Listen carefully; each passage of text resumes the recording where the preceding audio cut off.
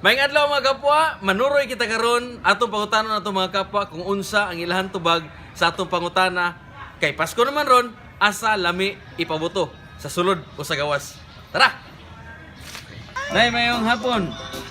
Nakay pangutana nay. Kaman sir. Karay Pasko naman ron asa man mas lami ipabuto sa sulod o sa gawas? Sa gawas sir oy. Sa gawas. Tama tay. Nga naman.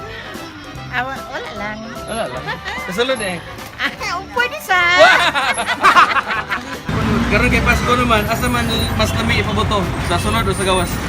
Sa sulod. Sa sulod? Ano naman? Puro matulog langit ha! Espre! Kay hapit naman ang Pasko, asa mas lami ipaboto? Sa sulod o sa gawas? Ako po. Sulod ko ako. Sa sulod, nga naman sir? Makalintoy kay Pasko. Para enjoy. Gawas tayo sir. Taga manama. Ma'am, asa mas lami ipaboto kay Pasko naman ron? Sa sulod o sa gawas? Sa sulod? Ano naman mo? Para trilling! Espre! Karon kay Pasko naman sir, asa man mas lami ipabuto? Mas lami ipabuto sir sa sulod o sa gawas? Sa gawas sir. Sa gawas ay ay sa gawas mo sir. Madagang maigo. Espre! Hapon sir, hapit naman ang Pasko sir, asay mas lami mas lami magpabuto sir sa sulod o sa gawas? Sa gawas.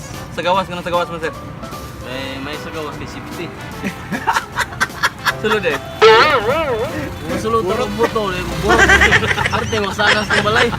Tama sir. Always your number one. SM radio station.